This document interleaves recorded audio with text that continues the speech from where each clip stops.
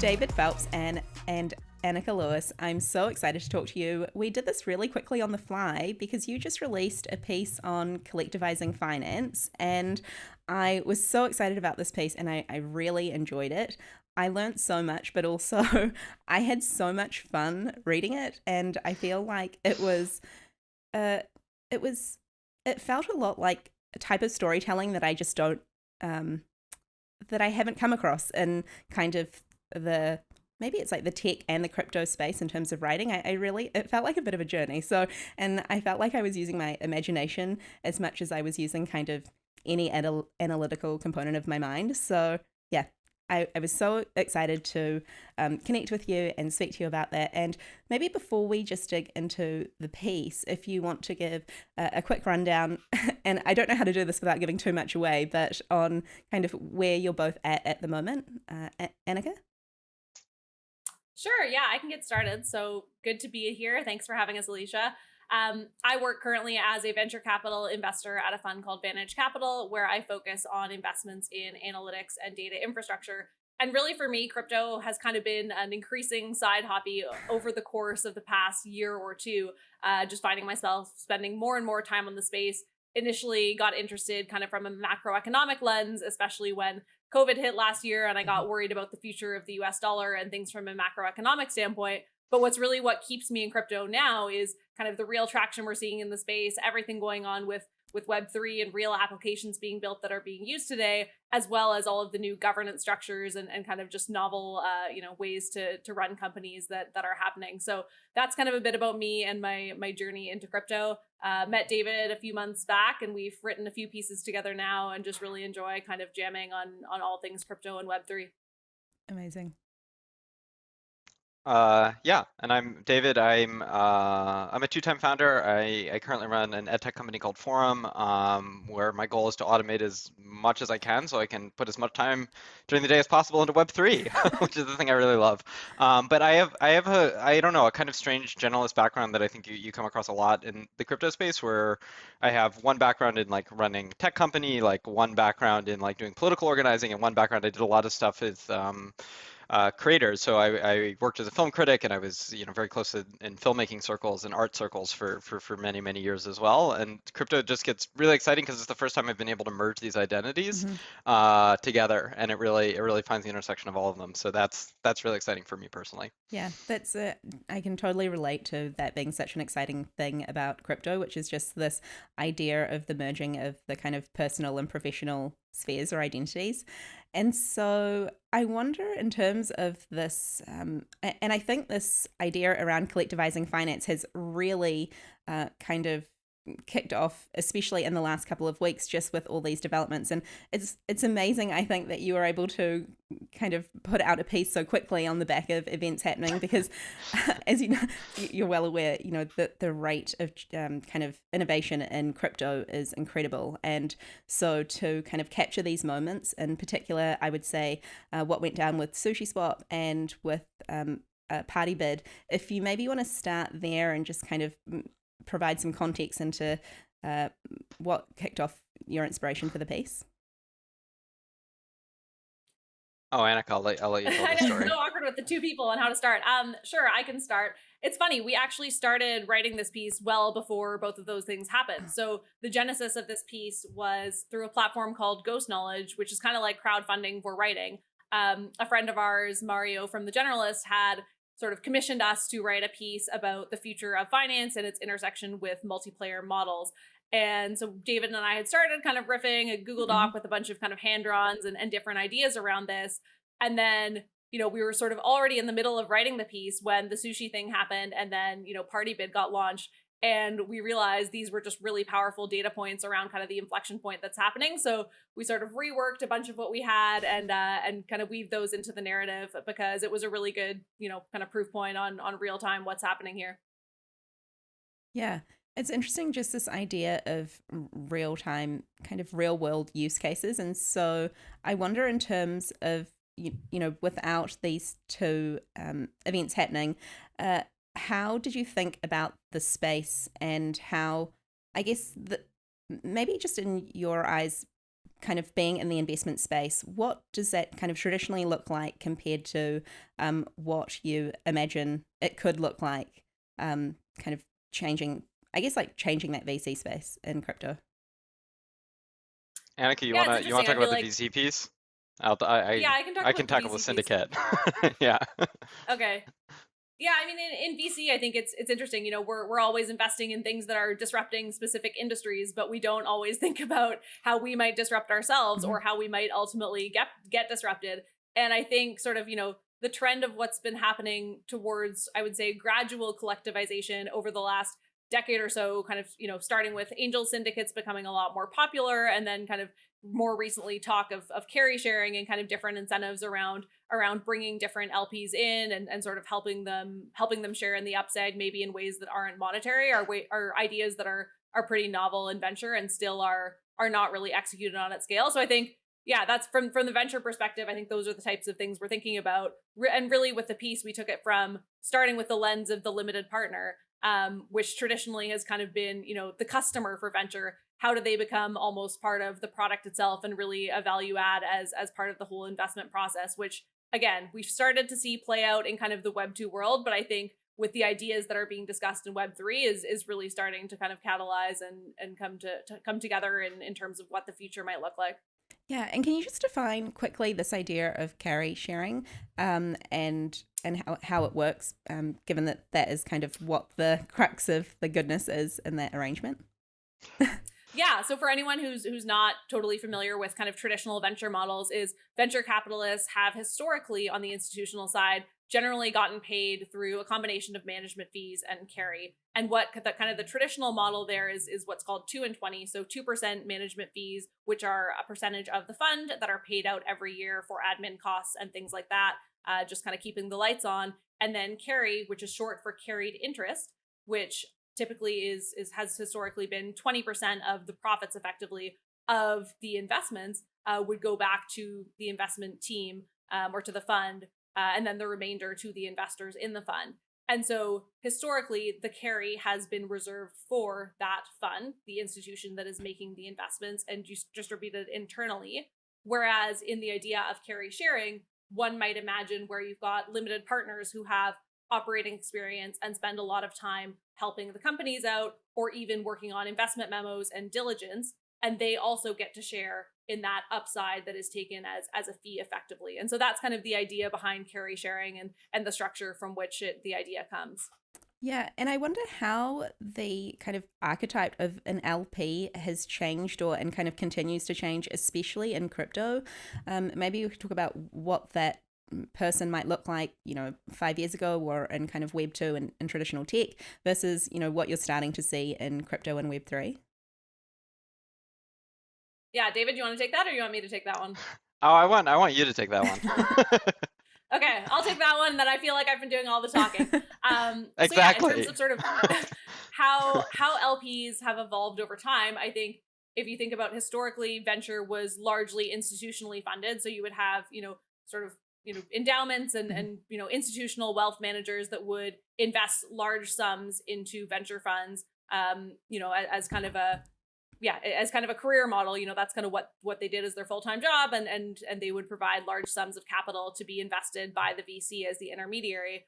Whereas now you're seeing a lot more kind of operators and individuals come to the table, writing perhaps smaller checks, but making potentially angel investments, but also direct investments into funds as limited partners of those funds. So I think overall the LP profile has become younger, has become sort of smaller check size. There's just more and more people that are part of the LP pool now that weren't previously. That said, we still have a long way to go. It's not easy necessarily to get access to be a limited partner, for the average person in this day and age, but I think that's the way the world is going.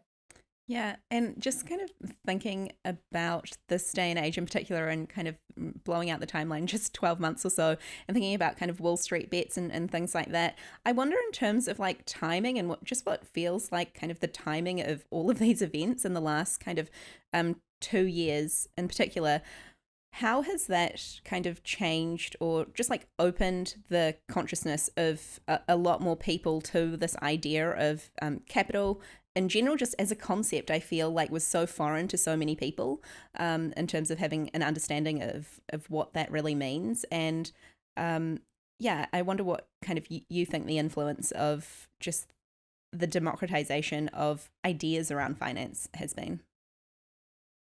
Um, okay, I can tackle this one if you like, Annika. I think if the basically the history of the last 50 years is of the atomization of the workplace and of investing as well. Where increasingly, the word that's used is democratized, but you might also think of it as everybody being left to their own devices and being, more individualized in both in what they can do, but also in being on their own. So like one way to think about it is even to step outside of investment and think of stuff like, Uber or Airbnb, right? These are ways where you've unlocked the individual to be able to tap into their assets and, their car, their house, be able to monetize off of it. At the same time, you've atomized the workforce so that these people are often on their own. Airbnb, it tends to be pretty good. It's usually upscale. Uber, the driving experiences might be much, much better than Medallion, cab experience, but that doesn't mean it's a good experience, right, for drivers. And I think it's very similar, when you look at investing as well, that, Robinhood turns everyone into their, a day trader, but that doesn't necessarily mean it's a good thing for them that they suddenly have all this option and potential to invest on their own because they don't, they can't collectivize, right? And so what we've really seen, I think, over the past year is the limits of this democratization, Mm-hmm. where everyone realizes, yeah, it's great that we have all these abilities to compete with big firms, but that doesn't mean we're not handicapped, right? We're still likely to lose against big firms. So, this ongoing, I guess, disintermediation of big players to atomize the workforce, to atomize, investors, often leaves people really on their own. And so collectivizing, I think, just becomes the norm. And one thing you see with the Reddit, right, is that like with Wall Street Bets, when people come together, they really are able to actually influence the price itself, right, in a way that you couldn't do. And that's the leverage they have against the big firms who often could do this on their own with massive bets, right? Yeah. So, and just the signaling potential is also huge for that too. So yeah, I definitely think like, Wall Street Bets is kind of the beginning of this Mm-hmm. in some ways, but we're only going to see this increase. And, especially as we're also having, I think, conversations around equity and inclusion, like one of the things that's just really powerful to me about Party Bid is that it allows anybody to invest in these things, and traditionally art is something that's gate kept for mostly rich white people who have tens of thousands of dollars to invest, and now you've opened it up, right, to anyone who wants to participate because they can join collectively to win these bids. So I think yeah, it's an ongoing move that we're seeing where we've reached the limits of democratization over the past 10 years. And, part of that process was getting a lot of new intermediaries. Uber's a new intermediary, Airbnb is a new intermediary, Robinhood is a new intermediary, Coinbase is a new intermediary, and they're enabling people to connect to each other directly in P2P networks, but there's still an intermediary that's taking value. Syndicates are an intermediary like this. These are all ways to enable a P2P universe, but with a value extractive middleman in between. And I think like finding ways that people can now collectivize to reach, without the middleman, that's going to be increasingly the goal. DeFi is obviously a huge part of that as well. Yeah, and so I wonder with syndicates, this kind of change from the maybe more kind of very recent but traditional angel list kind of syndicate to what we're starting to see with like syndicate protocol in Web3 and crypto. How do you see just like the definition and the role of syndicates changing along that timeline? I don't know. I have a good answer. So Annika, do you wanna Yeah, tackle? I mean, I think the first reaction that comes to mind is a more decentralized frameworks, right? Like with AngelList, typically still you've got one person who is leading the charge, who is finding all the deals, getting deal flow, managing it, paying out, etc. Whereas with I think what Syndicate Protocol and others are trying to do is it's a little bit more kind of driven by the collective, or at least by a few people. There's different stages towards decentralization, and I think I would say AngelList is still fairly centralized in the grand scheme of things for most structures. Things like Syndicate Protocol, I expect, will enable those structures to become a little bit more decentralized over time. I think it'll be a gradual effort. I don't think we're going to move to a world where you've got 100-person collectives making sort of venture style early stage bets and decisions together tomorrow. But I think that's the way things are moving. That would be my reaction. Yeah. Yeah, I would also just say like I think syndicates, you can see them as symptomatic of the growing power of LPs in some ways, right? To that LPs want to make their own decisions, and so syndicates allow them to choose the companies they want to invest in. But also there's a certain way in which syndicates kind of lay the foundation for their own demise because they've empowered all these LPs to make their own decisions, at which point the LPs might wonder, well, why do we need the syndicate? Like why do we need to be beholden to only these companies that a syndicate is offering us, often with very little diligence, if we could band together and we could find these deals on our own and we could really actively contribute without incurring, the cost of carry. And that's not to say syndicates will go away. They'll still serve a role, but you really have to be a specific type of LP who's in between active and passive for a syndicate to make sense, right? You have to be passive enough that you don't want to have to go source deals yourself, but active enough that you still want to diligence them. And that's a kind of interesting, weird in between profile. So there's ample room for disintermediation there. Yeah, and just as Yeah, I think that's an important point as well with what we talk about in the piece, right? Where a lot of what we're assuming is actually that LPs want to be very active, right? If you think about like the work to play model and things like that, it really lends itself to a specific sort of subset of the overall LP class. Like I think by and large today, the majority of LPs in venture are fairly passive. And so really, I think there will be different sort of structures that will make sense for different LP types, because not all LPs, like any customer in any business, are one and the same. Yeah. But we could also, we're also taking the side of the LP here. And in a hyper-capitalized environment where you run a company and you can get funding anywhere you want, do you want to get it from the place that has the passive LPs, or do you want to get it from the place where you actually have active LPs who can help build your company, right, and contribute to your community? And I think that's the big unlock with Web3 and crypto, is that by raising directly from the community, you're getting people involved who actually are now incentivized to help build it. And so that's, like if we take the founder's perspective on this, like which would you rather have? Would you rather have the DAO that's actively helping you, or would you rather have that, venture capitalist who's all powerful and has a bunch of passive LPs that he's not tapping into? Like, I think, that this only makes sense in a hyper-capitalized environment. But value add, David, value add. But value add. Sorry, all that value add. And I suppose, we hear this more and more, kind of, with even with every kind of JPEG floor that rises over 10 ETH, we kind of hear capital is cheap. And so it really does come down to this idea of being active and, the role of community. And so I wonder, in terms of, you said that the majority of LPs are probably like somewhere between active and passive, and maybe even more passive than what is kind of emerging as this new archetype of like a very crypto native investor, who maybe has never invested prior to a crypto windfall, and is now part of communities, has an audience, is very engaged, has a unique set of skills, and so I wonder what does that look like in terms of even just the sheer number of those people kind of affecting the space, particularly just in Web3? Yeah, I mean, my first answer is like, it means there's more capital out there, right? If you've got more individual operators who end up, having a windfall and want to kind of give back to the ecosystem and use investing as a way to do that, then you have more sort of smart money going in, and probably folks that are also already very well networked and can identify projects that are strong and with founders that they know and that they trust, which potentially makes it harder for investors that are outside the Web3 ecosystem to compete, because if you're already kind of ingratiated and there's a ton of capital, then it's that much harder. Yeah, David, anything to add? Yeah, I do think our valuation models will have to shift a bit, because there's just more capital that goes into these. And I think we saw that with PartyBit, even with NFTs, right? Like when you're allow anyone to invest and they want to own something and they're just putting in a little piece of it because it's meaningful to them, like you're going to end up, I think, being able to get a lot more capital in than otherwise. And then, sorry, I think it cut out for a second. We just You guys hear me? cut out for a second. Oh, there he is. Okay, cool. Sorry, did I cut out? Yeah, just for a second. Sorry about that.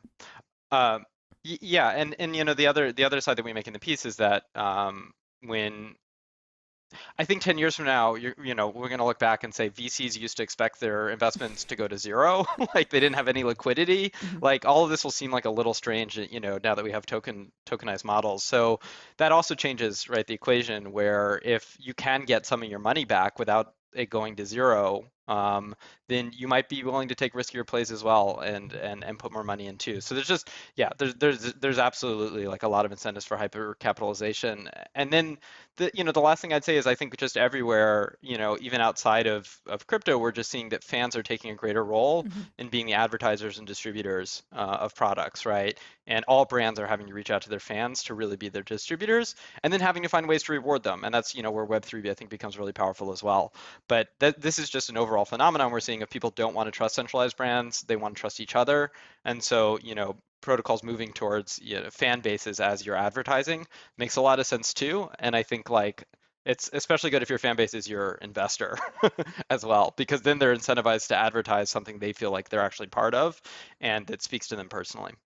Yeah, and just So I think that's an important point. And sorry, Alicia, I just want no, to go ahead. go back quickly to something David said around investments going to zero Mhm. and liquidity and kind of the idea of tokenization. And I think to take a less crypto centric lens to it, Mhm. I would say that's kind of like one manifestation of the blurring of private and public markets that I feel like we've been seeing on sort of the Web 2 side for the past decade or so gradually, right? Like historically, if you invested in a company at seed stage, it was next to impossible to get your money out until an acquisition or an IPO. Whereas over time, with secondary marketplaces like Shares Post and Forge, and then now with the talk of some sort of other secondary marketplaces for private shares coming about, there's just a lot more kind of flexibility there, and founder secondaries. There's just a lot more kind of trading of private shares on the markets today, and I expect that blurring will continue. I think today, though, it's still in two distinct areas where you've kind of got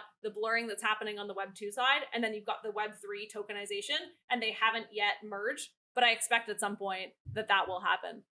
Yeah, and just digging into this idea of tokenization and how impactful it is, especially for communities and engaging, a fan base and just like turning super users into investors, essentially.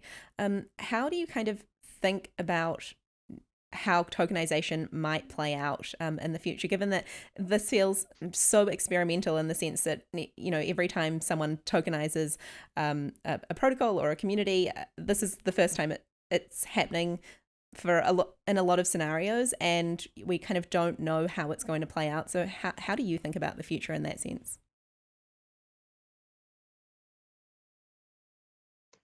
Annika. You want me to? Well, first of all, so my first reaction was when you said super fans being investors. I would say yes, being investors, but also potentially just being equity holders Mm. by virtue of the equity that they get through their participation in the company or whatever that may be. So I think that was my first reaction. I had another one that I've now forgotten, so I'll pass it to David until I until I think back to what my second one was.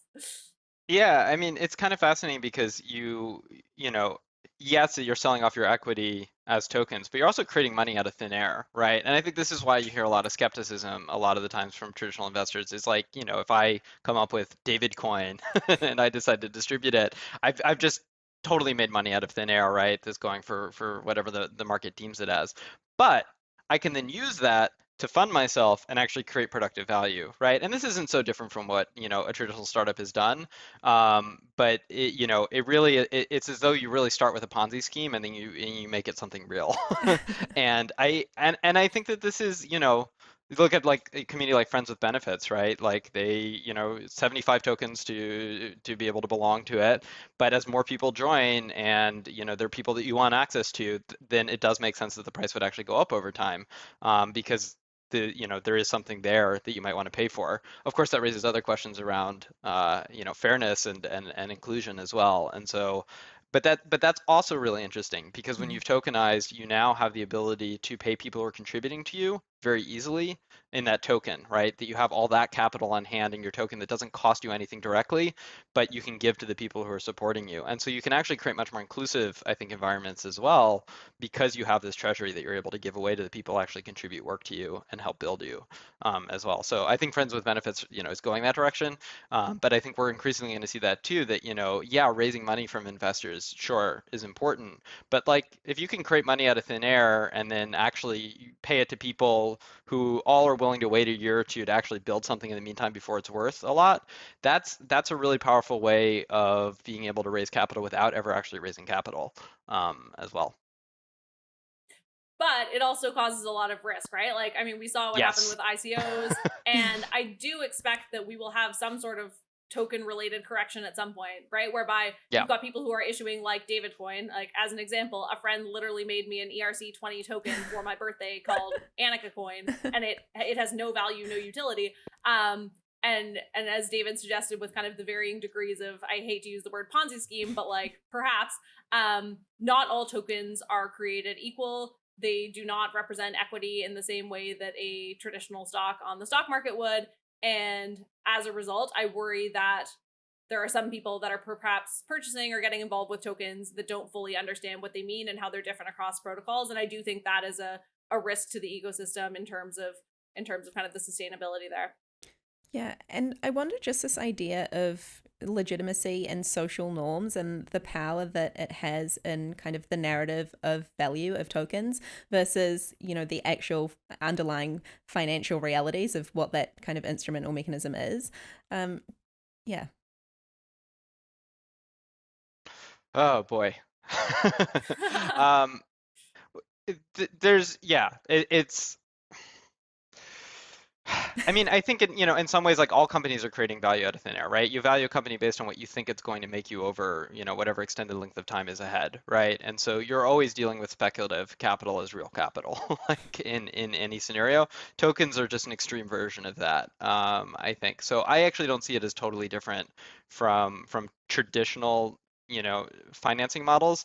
Um, I think part of what's exciting is just that we're also moving towards a world in which everyone is expecting now to start getting upfront capital in exchange for the recurring revenue they'll bring in later. That's something that's been traditionally really only available to startups, and now we're seeing it with workers, through ISA programs, or we're seeing it, or even through smaller companies through stuff like Pipe. And I think social tokens allow that, as well. So I don't know that I'm answering it, but I think there's a lot of risk involved because you're always guessing what people will be worth 10 years from now, and then at that point what they're worth is what people think they'll be worth 10 years from then. So there is a kind of Ponzi scheme, for any company or project that you're always working on. But I think it's really promising to be able to get people upfront, capital to invest immediately. And as I said before, it's even more promising if they don't have to make the rounds, spending all day raising from a VC and prostrating themselves at the altar of the venture capital gods in order to do it. And they can actually raise from the people who want to contribute and care about their project directly.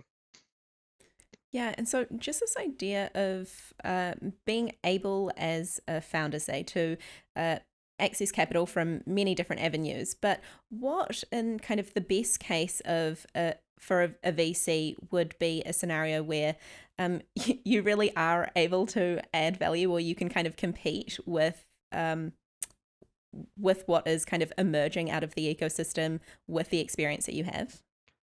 That's such a good question, Annika. Please tell us, what does a VC do that adds value compared to the community? I mean, I think look, like every VC has kind of their pitch as to how they help founders, and sometimes it's hiring, sometimes it's go to market. There are a number of different ways that the venture capitalists claim to add value, and some add a lot more value than they say they do, and some might be the reverse, right? So it's always up to a founder to kind of do their due diligence. I think a couple of things that are interesting in the Web3 world, like you're starting to see VC funds that try and differentiate themselves by saying, hey, we're actually really good at token economics, and we're going to help you figure out how you might list your first token and what kind of the structure looks like there, and the treasury and all of that, which is something you haven't had in the Web2 world. So I think in the crypto world, sort of the VC value add pool has expanded, if you will, because there's just a lot more to think about for companies that are, equity backed at the beginning and then want to become tokenized. But as David said, I think, the whole VC structure in the long term, assuming, Web3 really plays out, is likely to change in a big way. I don't think that means VCs are disappearing forever anytime soon, but I do think that the structures under which they operate will be a little bit more fluid.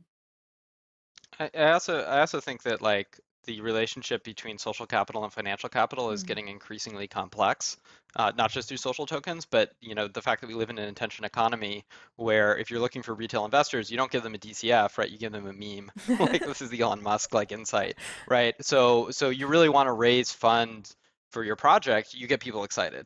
And I think crypto is very good at this overall, but it definitely also means that we're moving towards a world in which being able to provide narrative, being able to provide attention, that's the major value add that you often really want to be able to support. And Dreesen gets this, right? Mhm. I think there's some question about how effective their publications might be, but they understand that it's really important for them to become a media company because they have to master the game of the attention economy. But I think increasingly we're going to see, venture capital, firms that are moving the opposite direction, where they start as media companies and then then they go into investing and funding because they have the audience already in place and they already have the distribution network. And then that's really what companies want, is they want to be able to reach a wide number of people to build attention. So that increasingly, I think, is what we're going to see. Whoever controls the meme controls the economy. Yeah, absolutely. And just thinking about kind of what traditionally might prepare someone, particularly as a generalist or as a former founder, to walk down this path with investing compared to now, being a meme lord, in terms of what that experience might look like, even just, where you might be doing it from, your bedroom on the other side of the world.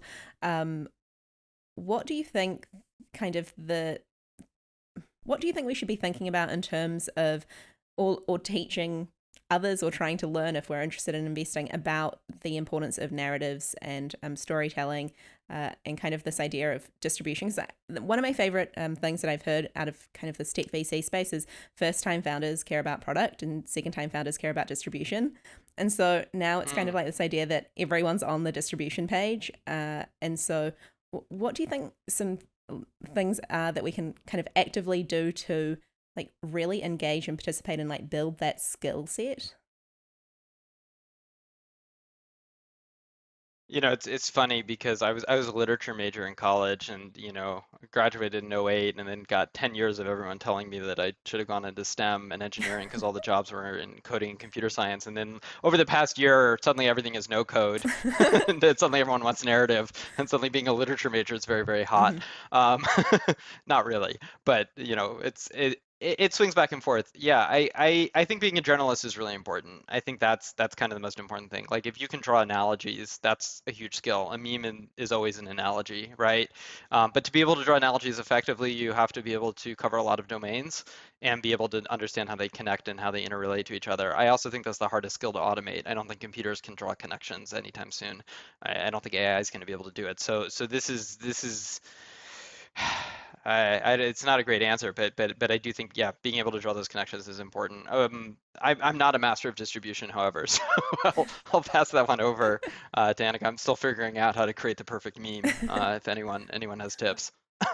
Well, you are a master storyteller, and Hmm. like the analogies that Thank you you, Annika. continually Not draw sure that's always true, but like I just appreciate blow my that. mind. And so yeah, no, I agree. I think distribution is king these days, and it's where I think a lot of good companies that have great product, are lacking and could become great, exceptional companies if they could just tell their story a little bit better. And as as someone who works at a fund where we look at a lot of kind of deeper tech and sort of data infrastructure companies, that's a challenge that a lot of folks have, especially when they're very technically trained and they haven't had the time to really kind of step back and really tell their story. And I think yeah, that's becoming so much more important. And I think, as David said, being a generalist in a way is important because drawing analogies and all of that is super helpful for storytelling.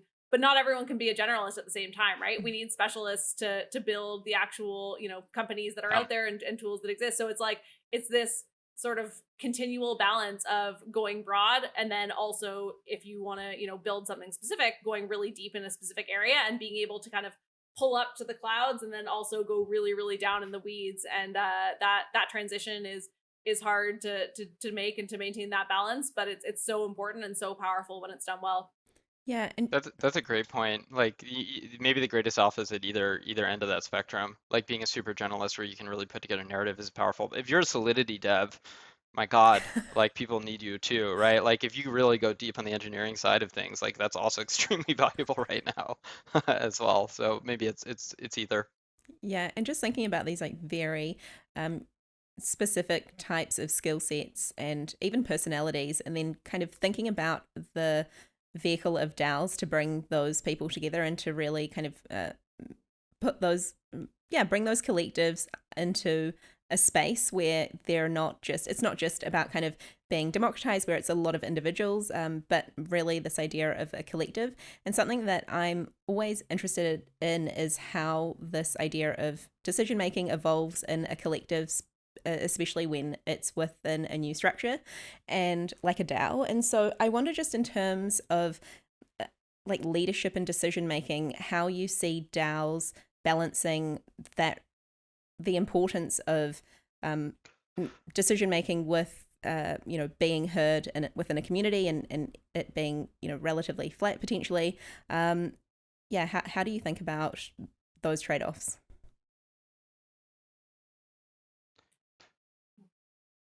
That's a good question. Yeah, I'll say something that might be a little bit controversial here, but like honestly, today like DAOs are a bit of a shit show. Like they are, because they're so decentralized and because everyone's trying to figure out how you do this and how governance works and who's the leader of this group and how does all of this work and is there even a leader? Like there's just so many fundamental questions being asked that I think still need working out, and so I think over time. DAOs that maybe aren't totally decentralized will gradually sort of figure out the mechanisms required to become more and more decentralized. But I think until then, there's like some level of coordination and centralization that is almost required. And I've said this before, like I'm not a total decentralization proponent on all fronts, right? You have decentralization on so many dimensions, on the technical dimension, on the governance dimension, et cetera, et cetera. And I think especially when an organization is in its infancy, there needs to be some level of coordination. And then over time, as you figure out the mechanisms, you can gradually decentralize. But, I think it is a bit of a journey. And so I worry a bit with this DAO craze that's happening right now. Like, while I'm super excited for DAOs in the long term, I think there's like some coordination stuff that fundamentally needs to get sorted out at the beginning first. And so I think it'll be a journey. And actually, I wrote a piece about this a while back around decentralization not being binary and how it is a spectrum, right? Like you can have like a totally hierarchical sort of one-lined organization or a totally distributed flat one. But realistically, the organizations of today are kind of somewhere in the middle, maybe closer to being centralized than they are decentralized. But it is a spectrum. And then David, we had a conversation about this article, and then he went and wrote like a phenomenal, even much better, better thought out article where he had all of these different kind of dimensions and matrices of decentralization. So all that to say, the decentralization is super complex, and I think for DAOs, it's just the beginning. Yeah, I think it's important, like when we talk about decentralization, it means that there's a center, but it doesn't mean that there aren't structures. And even it might not, I think there might even be a room for some hierarchies within decentralization. I'm gonna get, hopefully no one listens to me say this, but if it's rotating, right? Like this is an insight I think I got from Tina Hay, but like, that leadership is fine if it's rotating, right? If it's not if people are not fixed in place, but there's a structure that they can work in and they can play different roles within, that's also something that's very promising. And I think, collectives have failed historically, over and over and over again. If we believe that they're going to work this time because of DAOs, I think it's for two reasons. One is that it adds an incentivization model through tokenization to human behaviors, and it can gamify it in some ways by rewarding them. But the other is that it can use technology to create structures. And I do think it's important that there aren't hierarchies in terms of actual, individual person against individual person. But that doesn't mean that we can't have separate roles that are equally important. It doesn't mean that we can't rotate between jobs and positions in order to increase efficiency. And so trying to find those lessons of how do you maintain order and coherence, right, within decentralization is a major task for our time. I don't think it's enough just to put a bunch of people in a Discord room quite yet, but it's a start. And we do have to remember there's negative network effects for DAOs. They're very easy to run when they're small, and Mhm. as they get successful, they get a lot harder to run, right? And so we need to be worried a little bit, I think, about DAOs actually being successful because the model that works when it's small might not work when it's large. And it's just a question of how we coordinate that so that we can continue to create subcultures and subcommunities where people feel heard, and people feel like they really have a chance to listen to each other, learn from each other, build off each other's ideas, and still contribute to a larger culture outside while having, I think, the social connection that it ultimately is what's guiding so much of this. Like some people are just driven by the social status of being, ETH rich, but I think a lot of people are really driven by the actual ability to form community of others with shared values across the world, and that's something the internet, for better and for worse, has always been very good at. But yeah, I like to keep QAnon in mind always as a danger model. Like, that QAnon is largely decentralized. It's a bunch of strangers across the internet who came because they wanted to find meaning in the world. They're politically engaged. They really care about creating, I think, in some ways, a more democratized kind of culture, to Mhm. support people. And then you look at what they're doing, and it's totally horrifying, right? So finding finding ways to coordinate human behavior, and incentivize human behavior that won't lead to that result, that for me is the big challenge right now. Yeah, I kind of think I've just recently started to think that I wonder if this ability to coordinate, instead of defaulting to this space where we've, I think, been in for at least a couple decades, which is kind of striving for scale at every cost.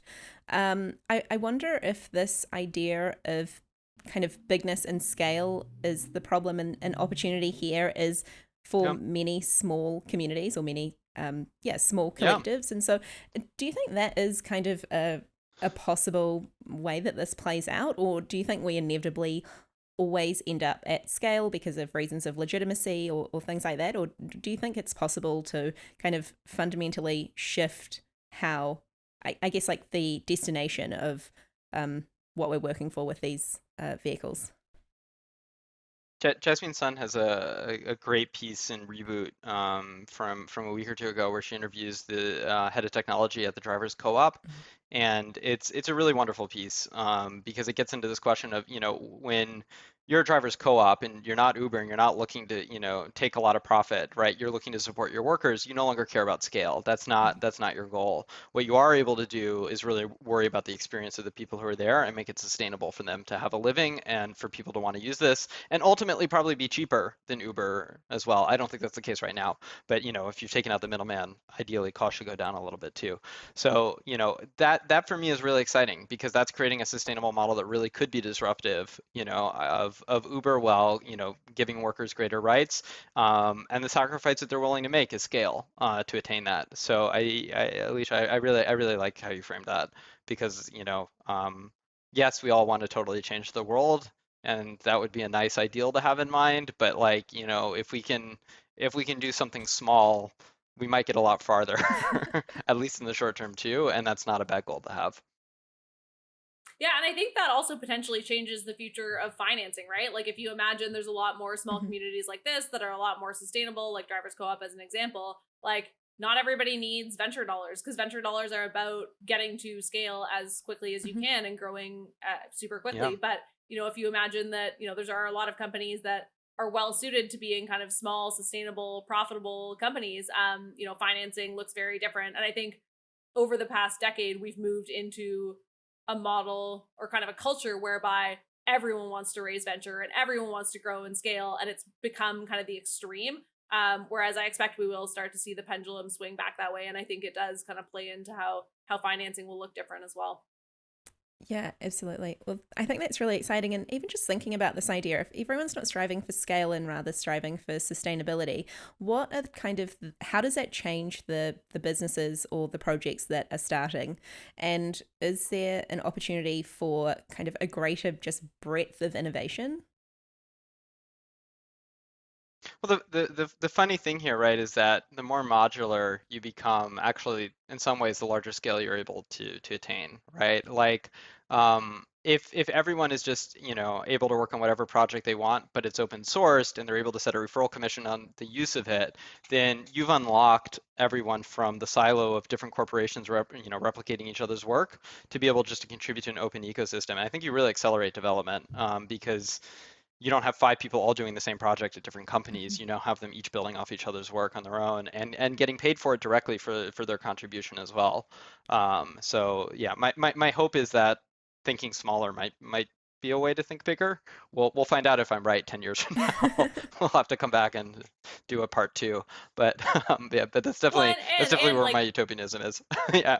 Web3 is nicely like setting the foundation for this already, right? And you look at Gitcoin and what they're doing with public goods and all of that. Like this is kind of how a vein in which a lot of people are thinking. And so yeah, you could imagine, maybe it is a natural outcome, but I do think it totally changes the dynamics of like business and how everything works and kind of how everyone is motivated. And as we like it's almost like growth versus value investing, right? And like the pendulum has swung to growth investing super wildly recently. I think, we will end up going back to value investing at some point, and maybe with Yep. that comes sort of this more micro, communities and companies at scale. Yeah, I wonder what value investing might look like in Web3 and the metaverse. I know when you say value Mm. investing, like a lot of people think of Charlie Munger and Warren Buffett and Berkshire Hathaway. So, what do you think value investing Those would look? pioneers of the metaverse, right? What do you think that value investing might look like in this space? That's a really good question, because I feel like by virtue of the fact that there's very little like public data on tokenized companies today, everything effectively is growth investing. Like you're basically just assuming like this price is going to go up because more people are going to use it, et cetera, et cetera. Like you can't really do that much fundamental analysis. At least data isn't out there in a structured way like it is in the public markets. And so effectively, yeah, I would say it pretty much all is growth investing today. And so I think for value investing to really come to fruition, we need better data access in the crypto ecosystem, and sort of visibility into treasuries and kind of revenue and all of that, like the typical financial metrics, and probably a lot of new financial metrics as well that you would expect to see in a publicly traded company. We're not there yet, and I think for value investing to become a thing in crypto, there needs to be better data for people to be able to make decisions. I wouldn't be surprised if we go back to value investing, but there's a plus sign at the end of that equation, and that's status, where people are also willing to pay for the status of belonging to a project, and having the benefits from that as well, and the membership, too, or even just to showcase, right? So layer twos definitely, like Sushi Swap, you can do some sort of analysis on it to say what it's worth. You might be totally off, but you can at least say this is giving value to the token holders. We can value it. Layer ones are not really companies in any traditional sense. They're basically new currencies and economies, and even states in some way. So you're almost like trying to value GDP, as your value, and that's much more challenging, I think. And yeah, nobody knows how to do it. So that's also part of the reason we're in growth stage, is that we don't have the spreadsheet that can figure out how much some of this stuff is worth.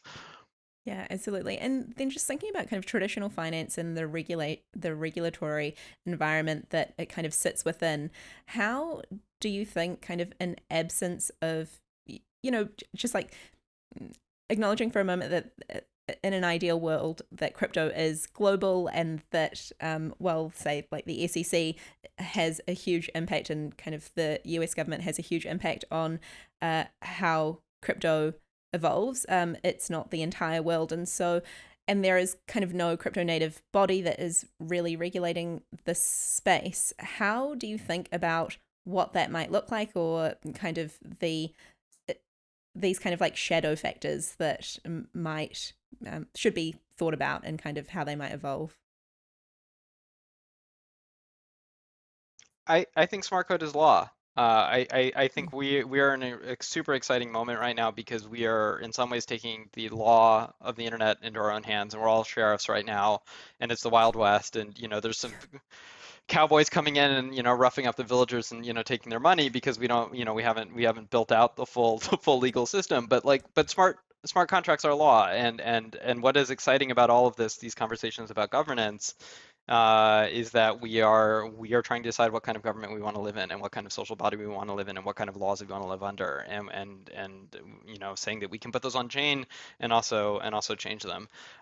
So I don't want to make the libertarian case for like lack of regulation and say that like an unfettered free market is a good thing.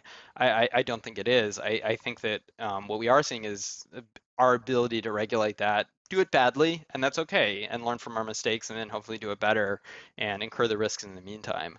But it's hard for me to see how a lot of the regulation that's being proposed right now is beneficial at all to Mhm. growing the kind of sustainable economy that I think we're all excited by. Yeah. And I wonder if just before we wrap up, you both might like to tell me about a time just in the last couple of months, even that you can think of, that really excited you, that was kind of that moment that you felt like crypto was the future, and it became very real, and maybe it might, for me, that like I've had a couple of really wholesome moments which have just kind of restored my faith in humanity. And I wonder if you can kind of think of any similar moments to share.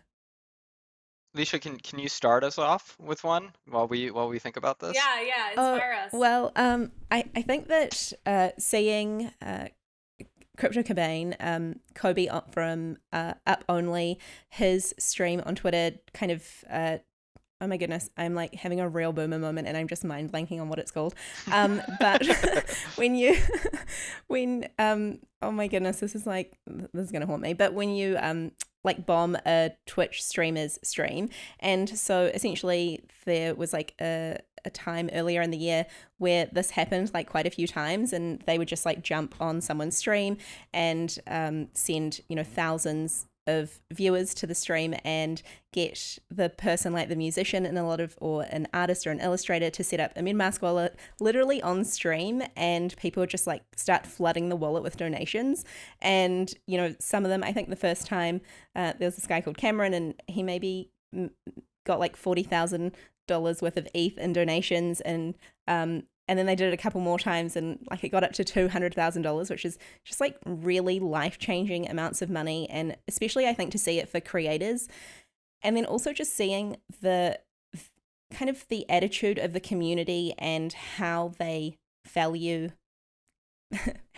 money and tokens, and then also what is being created. I just felt like there was so much fluidity in that value exchange, where I feel like in the physical world, it's like a very, it feels like there are sharp edges to that value exchange. Whereas I feel, I just like felt more of kind of like a collective heartbeat almost. And it just felt like there was much more flow in kind of the ecosystem. So yeah, that was me. Yeah, for me, I think it's two things that have made sort of crypto very real and exciting. And the first is like just doing transactions on chain and seeing what Hmm. happens. And like and it's not just sending payments, sure, that's fine, but like actually going through Etherscan and like being able to, pull data and see all of this happening in real time, buying NFTs on Mirror, like Hmm. co-owning a piece with a number of other people, and I can see all of their handles. Like it just makes it all very real, and it's like very powerful that this stuff is actually happening. So for me, it's like those smaller day-to-day moments, even today with the Forefront birthday party, and Hmm. like getting into a token gated Discord channel, and like getting these Forefront party tokens, like all of this stuff, just seeing that it's all happening for me day in and day out. I have these little moments of like, wow, this is real. So that's kind of the first bucket. And then the second bucket is just honestly the people. Like I Hmm. feel like the quality of people that I've met over the last few months in the space are really what make this thing real, and just seeing the brilliant minds and kind of the types of discussions and debates that are happening that I feel like weren't necessarily happening at this scale a few years back, just makes me really really excited for the future and for the power of this thing. Completely, yeah. Yeah, for me, it's probably something we mentioned a little bit in the piece, which was Sirsu. I don't think that's his actual name, leading the charge for buying these black punks. And so, of course, we all like to think that we live in a world of the internet that is, utopian and egalitarian, and we can be whoever we want to be, and separate it from off-chain identity. But of course, it intersects in so many ways. And I think black crypto punks have been traditionally undervalued. Uh, Probably not least because a lot of the buyers are white people who are looking, for images that reflect them, right, and their own experience, and that goes back to discrepancies in the off-chain world. So, he led this party bid to say like we're going to collectively buy these two black punks, TR and Holly, right? And just got massive community to be able to get black ownership. And it goes back, what I was saying before, that traditionally art, even NFTs, right, are gate kept to people who have the upfront $10,000, $100,000 to be able to buy something. And that's of course traditionally like a rich white class Mhm. that is able to buy art, right, because it hasn't been collectivized. And I was in the Discord there, and I think I was one of like many white people there. Like, is this ours to participate in? Like, should we be supporting this? Like, we could be profiting off of black representation as well. Like there's these other questions too. And the response was, of course you should be joining this. Like what you're doing in like collectively coming together to like win this bid is that you're opening up possibilities for black ownership, right? Of this. And that's not to say that that's going to change the world or that the world is even a materially better place after all of this. But it lays the foundations, right, to be able to say like online when we collectivize, we're no longer playing this game of like who's of scarce resources and having to compete against each other, which often will end up reflecting, I think, racial, economic disparities in the off-chain world. But being able to come together to actually support each other's own bids, right, in this is really powerful. And of course, I'd like to see it go further. I'd like there to be some protocol where the profits I get from that are automatically going to something like Mint Fund or something that actually is like a good cause. I still feel like it's maybe a little weird for me to be profiting off of something like that, but it definitely just shows the ways that collectivization creates greater inclusion from the start. And there's a lot farther we can go on that. Of course, the richer investors are still going to make more money from however much they put into that, but it's a start. And I think that's I've never seen like interracial, collective like all coming together for something like that. It seemed very different from the Wall Street Bets kind of Mhm. ethos, right? Which was uh, well, however you want to define it, heteronormative, like whatever. But it created an inclusive space both for the representation of the artwork itself and for the involvement. And yeah, that had me excited just to be part of that. Yeah, absolutely. Thank you both so much. I so appreciate your time, and I'm really looking forward to following all of your written pieces as kind of you spend more time in this space and just seeing the world through your lenses. And yeah, I really appreciate your time. Thank you so much, Alicia. Awesome. Thanks, Alicia. This was fun.